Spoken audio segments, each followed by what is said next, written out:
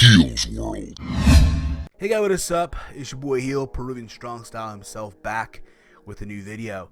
This will be my TNA Bound for Glory 2016 pay-per-view review. I'm going to be very honest.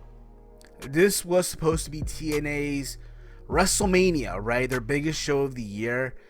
I know there's going to be a lot of you TNA apologists who will blindly defend everything TNA does. You guys will say this was fucking amazing, this was fire, this was lit, this was the show of the year, oh my god, TNA can never do wrong, right? Oh my god, TNA, what are you talking about? Whatever. I didn't think Bound for Glory was bad, by no means. It was overall a solid, enjoyable show, but to be fair, it felt like 3 hours of Impact, to be very honest. If I was TNA, honestly, I would have made this a 3-hour special on Pop TV. A lot of people say Bound for Glory is the WrestleMania of TNA. Honestly, to me, it's not. To me, their biggest show of the year, and I've been saying this for years, has always been Slammiversary. Honest to God, to me, Slammiversary is their biggest show of the year. The name itself, Slammiversary. Just saying. But overall, again, this show, solid show. Easy to sit through. The show kicked off with the X Division Championship match, DJZ versus Trevor Lee. Overall, very good, solid match. The guys went out there, they busted their asses, they hit a lot of good moves. The crowd was into this. Trevor Lee looked amazing. DJZ at the end, when it was all said and done, retained. But again, a very good way to kick off the show. If it was up to me, though, I would have made Ultimate X match. To showcase the X Division, I would have added, Andrew Everett, maybe Mark Andrews, something like that. Just saying, but that's just me, of course. Then we had the Bound for Gold match where the winner would get a future World Championship match in the near future, which pretty much is, I guess, their version of Money in the Bank on the big show, on a big card, if you will. And at the end, right, it was Eli Drake, Tyrus, and Jesse Goddard. There was a moment where they eliminated, supposedly, Eli Drake, but both of his feet were stuck on the bottom rope.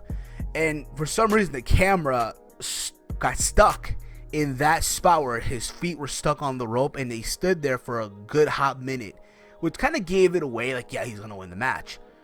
And it was down to supposedly Jesse Goddard and Tyrus, where Jesse Goddard tried to throw Tyrus over the top rope to no avail because Eli Drake got him back into the ring, rolled up, and threw Goddard and Tyrus to win the damn match, which I'm happy, to be honest. I think that was a good way to go with Eli Drake. All I'll say is right now, if I'm TNA, by the summer Slammiversary time, he should be in that main event picture. Eli Drake. It's fucking amazing. I even have the app where you press, it says dummy. Yeah, dummy. Yeah, cool as shit. I played a lot at work. Then we had Moose versus Mike Bennett. Overall, I thought this match was solid for what it was. Something you easily would have saw in Ring of Honor many years ago, but nonetheless, the crowd seemed into it. And to be fair, I thought Bennett should have gone over here. That's just me, of course. Moose had his special entrance, Moose, with all these high school kids in their football game, which I thought was very cool. Again, because you want to have that big show feeling, that big entrance feeling, if you will. Personally, would have had Bennett also have a special entrance too, because he's the Miracle, right? But nonetheless, a solid match by both these guys. Then we had Aaron Rex versus Eddie Edwards for the Impact Grand Championship. Originally, it was supposed to be Drew Galloway. He had an injury, and then he got a promo backstage before the match where he allegedly spilled the beans about Billy Corgan buying TNA. Overall, this match was an okay match if you're into fake MMA. The lights went out in this match, but they worked through it, what have you. I'll just be honest.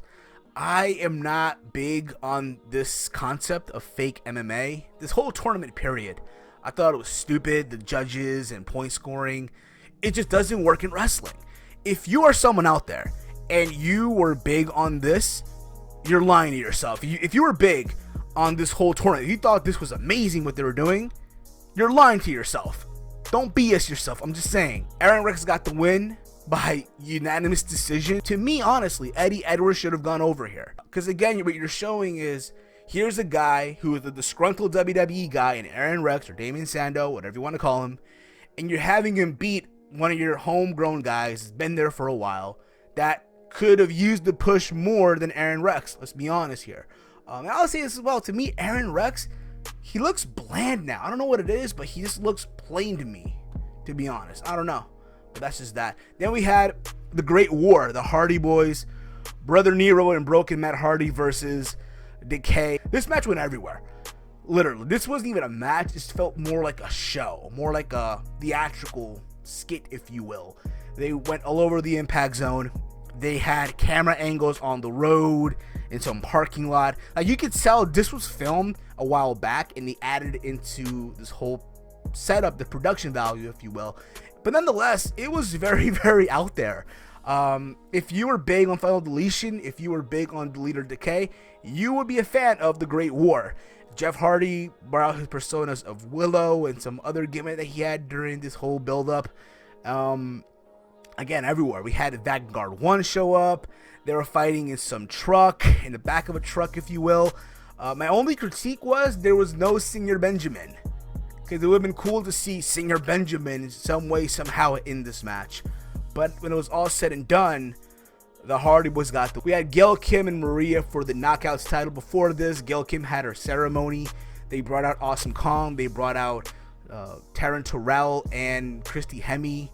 Dixie Carter came out to pretty much induct her into the Hall of Fame. Very good. You know, they played a package before this too of all the guys speaking about Gail Kim, Billy Corgan, Al Snow, Simon Diamond, I guess it was there too. They all spoke in this video package about Gail Kim and her accolades in TNA. For someone that's been there for a long time and put a lot of sacrifice into that company, someone like Gail Kim, rightfully so, she deserves it, and happy for her. And this match overall gives Maria for the Knockouts title. Short match. Gail Kim won, obviously. Then Mike Bennett came out all angry, saying that this whole night TNA has been fucking over Mike Bennett and Maria, and they're gonna cause change, havoc, what have you. And then out came Cody Rhodes and Brandy to take out Mike Bennett and Maria. So now we know where Cody Rhodes will be doing once he's in TNA, what's gonna happen leading up, what have you. So that's good to see. And Brandy just was there. She gave Maria a stiff knee, but there you go. Then we had the main event, EC3 versus Lashley for the TNA World title. Overall, this match, I'll be very honest, was a very, very good, solid match. Went back and forth. I'll be honest, a part of me going into the match was saying that Lashley was going to win, but then Lashley said on ESPN that he doesn't care if the pay-per-view would take place.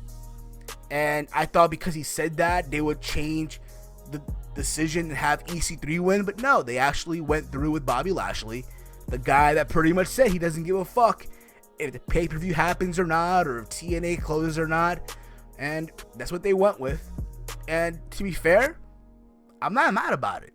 I think they should go with the route of having Lashley have a long run, maybe over a year. By 2017 or what have you, that's when you have him lose the belt. EC3 took a spine buster on the ramp. EC3 hit the TK3 on the steel steps on Lashley. Lashley did a spear off the rope for the win. Again, this all over the place match. This was Bound for Glory pretty much. Again, a 3-hour Impact, which was solid. And to be fair, again, like I said before, this could have easily been on Pop TV, a 3-hour special. If you enjoyed it, that's fine. I know a lot of you TNA apologists are going to be like, this shit was amazing. Nothing could go wrong here. Drop your comments down below if you watched Bound for Glory. If you haven't, go check it out. More of anything for the Great War between Broken Matt Hardy and Brother Nero versus Decay. Follow me on Twitter at HeelSteven. Make sure you like all my videos. And as always, hate, comment, and subscribe. Until next time, I'm HeelSteven, signing off.